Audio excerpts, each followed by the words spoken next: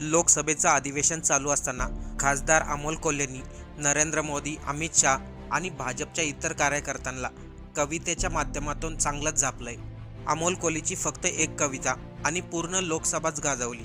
त्या कवितेमधून नरेंद्र मोदी, अमित शाह, निर्मला सीतारामन तसेच भाजपला चांगलंच सुनावलंय. कशा प्रकारे गरिबाला लुटलं जाते, कशा प्रकारे मतदानामध्ये फेराफेर केली जाते, कशा प्रकारे सर्वसामान्यांना टॅक्स भरावा लागत नाही पण हे लोक खोटं बोलून इनडायरेक्ट टॅक्स घेतात. कशा प्रकारे फक्त शेतकऱ्याला आश्वासन दिले जातात आणि त्यांच्याकडून पैसे उकळले जातात. अमोल कोल्हेंनी एका कवितेच्या माध्यमातून सगळ्यांनाच झापलंय. चला ऐकूया डॉक्टर अमोल कोल्हे लोकसभेच्या अधिवेशनामध्ये नेमकं काय म्हणाले. महामहिम राष्ट्रपति जी ने अपने अभिभाषण में प्रयागराज में चले महाकुंभ की भी बात की और वैसे ही मिडिल क्लास की भी बहुत बात की. तो इस मिडिल क्लास के नजरिए से महाकुंभ क्या है, इस पे कुछ पंक्तियां लिखी है, वही पंक्तियां मैं सुनाना चाहूंगा. आजकल खुद के हिंदू होने पर मैं कुछ ज्यादा ही गौरवान्वित महसूस कर रहा था.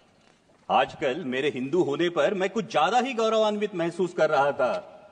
हालांकि मेरे हिंदू होने में मेरा खुद का योगदान कुछ भी नहीं था, लेकिन सनातन की समृद्ध परंपराओं में मेरा अटूट विश्वास है. सनातन की समृद्ध परंपराओं में मेरा अटूट विश्वास है.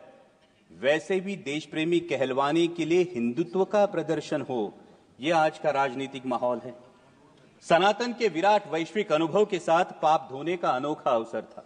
महाकुंभ में सनातन के विराट वैश्विक अनुभव के साथ पाप धोने का अनोखा अवसर था. इसीलिए लाखों श्रद्धालुओं की तरह मैं भी उस दिन प्रयागराज महाकुंभ में था. दिल्ली से आती जमुना में चुनावी जुमलों का प्रभाव था. दिल्ली से आती जमुना में चुनावी जुमलों का प्रभाव था. बिहार जाने वाली धारा में बजट का कुछ ज्यादा ही बहाव था. लेकिन लुप्त रही सरस्वती मैया, क्योंकि शायद आज की राजनीति में सद विवेक का थोड़ा सा अभाव था.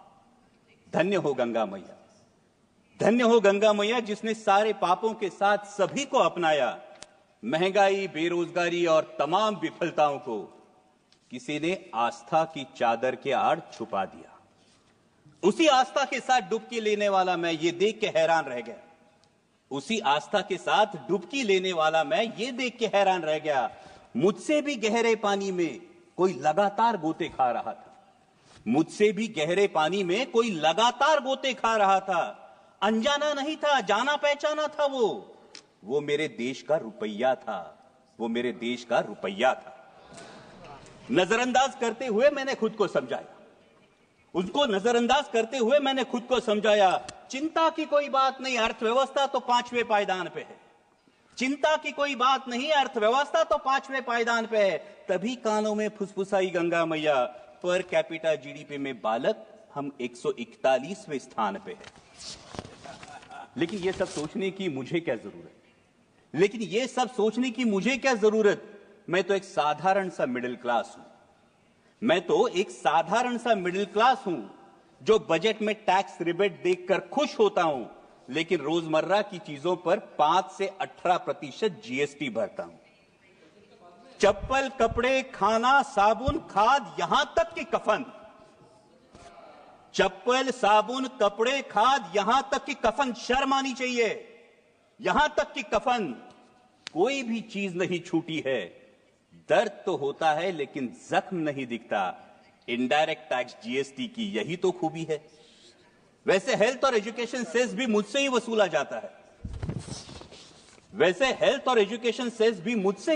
जाता है. लेकिन पढ़ाई के लिए प्राइवेट स्कूल और इलाज के लिए प्राइवेट अस्पताल में भर्ती होना पड़ता है. खुद की गाड़ी पर जीएसटी और रोड टैक्स भी भरता हूं. लेकिन गड्ढे, टोल और पेट्रोल सेस से कहां राहत पाता हूं. महंगाई तो बढ़ती है लगातार, तुलना में सैलरी नहीं बढ़ती. लेकिन कहां शिकायत कर पाता हूं. लोकल ट्रेनों में लटकता हूं, ट्रैफिक जाम में फंसता हूं. मानो प्रीमियम और ईएमआई चुकाने के लिए मैं जीता हूं. ईएमआई से याद आया, पिछली बार चुका नहीं पाया तो बैंक मेरे दरवाजे पर आया था. पिछली बार ईएमआई चुका नहीं पाया तो बैंक मेरे दरवाजे पर आया था. उसी बैंक से करोड़ों की ऋण माफी लेने वाला पूंजीपति कुछ दिन पहले ही शाही स्नान कर चुका था। गुस्सा तो आता है, पर कर भी क्या सकता हूं। ज्यादा से ज्यादा ताव में सोशल मीडिया पर लिख देता हूं, क्योंकि मैं हूं ही कौन, मेरा वजूद क्या। मैं एक साधारण सा मिडिल क्लास हूं, लेकिन विचारों की श्रृंखला को तोड़ अगली डुबकी लेने ही वाला था। तभी कानों पर शोर आया, पुण्य की आस में आया हर कोई, जिंदगी की सांस के लिए भागता नजर आया। पुण्य की आस में आया हर कोई, जिंदगी की सांस के लिए भागता नजर आया। भगदड़ में हाथ से हाथ छूट गए, अपनों से अपने बिछड़ गए, सपने सारे बिखर गए, इंसानों तले इंसान कुचल गए। जहां सजा था आस्था का उत्सव, वही अब मौत का तांडव उफान पर था। जहां सजा था आस्था का उत्सव, वही अब मौत का तांडव उफान पर था। लेकिन प्रशासन लाशों से ज्यादा अपनी नाकामी और विफलता को ढकने में तत्पर था। कितने खोए, कितने मरे, कितने लापता, कितने खोए, कितने मरे, कितने लापता। लोगों के साथ सरकारी आंकड़ा भी गायब था।